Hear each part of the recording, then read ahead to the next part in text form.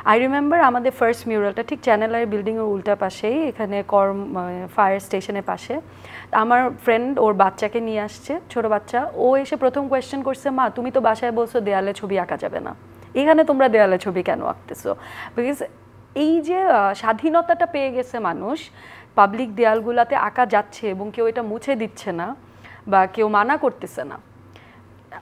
এই এই স্বাধীনতাটা পাওয়ার পর থেকে মানুষের তো বলার কথার শেষ নাই, কারণ আমরা অনেক কিছু বলতে চাই যে কথাগুলো শুনেও কেউ শুনে না, ওইটার কোনো আমল দেয়া হয় না, ওইটা অনুযায়ী কোনো কাজ হয় না।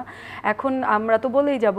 আর ছবি আঁকতে সবারই অনেক ভালো লাগে যারা ছবি আঁকে, এবং যারা আঁকেও না তারা কিন্তু লিখতেছে। আমরা দেখি যে যারা ক্যালিগ্রাফি করতেছে বা শুধু ফন্ট দিয়ে লিখে যাচ্ছে, বা ইন্টারনেটের একটা ছবি ডাউনলোড করেই সেটা আঁকার চেষ্টা করতেছে।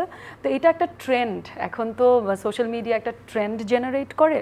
সো আমরা ফার্স্টে মানে শুরু করছিলাম জিনিসটা আমাদের অভিব্যক্তি বলা দিয়ে শুরু করে, তারপরে জিনিসটা যখন একজন আরেকজনকে প্রভাবিত করতেছে, সবাই মিলে আঁকতেছে, এক একটা এরিয়া সুন্দর হয়ে যাচ্ছে। প্রথমে ওইটা ট্রেন্ড ওয়াইজ সবাই করে গেল, তারপর এটার ইম্প্যাক্ট দেখলো, দেখে ওই ইম্প্যাক্টটা এত পছন্দ হয়ে গেল যে নিজের জায়গাটাতেও করা স্টার্ট করছে। এখন আমরা কিন্তু শহর সুন্দর করার জন্য দেয়ালে ছবি আঁকতেছি আফটার দ্য ভিক্টরি, আফটার জিতে যাওয়ার পরে কিন্তু আমরা শহর সুন্দরায়নের উদ্দেশ্যে ছবি আঁকা শুরু হলো।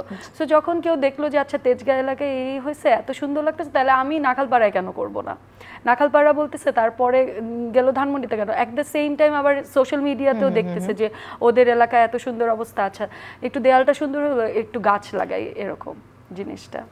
আন্দোলনের সময় কিন্তু এই যে স্বৈরাচার নিপাত যাক, বা হচ্ছে যে তুই ছাত্রখুনি, বা হচ্ছে মানে আমাদের প্রতিবাদের ভাষা, ওই আন্দোলনগুলো একটা মেসেজ যে এখনই হচ্ছে আমরা আন্দোলনের সময় কি হচ্ছিল, যারা রাস্তায় নামছে ওদেরকেই কিন্তু সবাই মানে উল্টা আঘাত হচ্ছিল বা এরকম ধরনের আর কি বিভিন্ন ঘটনা ঘটছিল। কিন্তু আঁকাটায় বা লেখাটার ভাষায় ও হচ্ছে ওর প্রতিবাদটা স্ট্রংলি প্রকাশ করতে পারছিল তখন, যেটার একটা বড় ইম্প্যাক্ট কিন্তু আমরা দেখেছি এই স্বাধীনতা আসার পিছনে। এই এত এত গ্রাফিটির কিন্তু অবদান আছে, যেটা ওই যে 27 জুলাই যখন হচ্ছে সমন্বয়করা কর্মসূচি দিল, পুরা দেশব্যাপী সব ধরনের মানুষ সবাই সবার জায়গা থেকে গ্রাফিটি করা শুরু করলো। তো তখনেরটা ছিল পুরাপুরি প্রতিবাদের ভাষার বেশি, তখনের কিন্তু সুন্দর শহরের ফুল পাখির গানও ছিল, কিন্তু তখন প্রতিবাদটা বেশি মুখ্য জিনিস ছিল। এখন যে গ্রাফিটিগুলো হচ্ছে, গ্রাফিটি বা মিউরালগুলো হচ্ছে, এখন হচ্ছে যে নগর সুন্দরায়ন বা সুন্দর সুন্দর জিনিস, যে আমরা একটা সুন্দর স্বাধীন বাংলাদেশে সব ধরনের মানুষের বা সব ধর্মের মানুষের ইকুয়ালিটি, যত ধরনের বৈষম্য আছে সব বৈষম্য বিরোধী জিনিসপাতি, এইসব আমরা প্রমোট করা বেশি দেখতে পাচ্ছি। কিন্তু প্লাস জেনজি যারা একটা অনেক বড় ভূমিকা রেখেছিল, ওদের আর্টে পুকি নেশন বা ওদের যেসব টার্মস ওরা ইউজ করে ওগুলার ব্যবহার অনেক বেশি হচ্ছে এখন। মানে এখন বেশি ছাত্ররা যারা জেনজি বলতে পারেন একটা বড় অংশে, প্লাস অন্যান্য যারা আছে ওরা হচ্ছে ওদের মন মতো ছবি আঁকছে, এগুলো কিন্তু এখন দেখলেই আমরা দেখতে পারবো আর কি পার্থক্যটায়।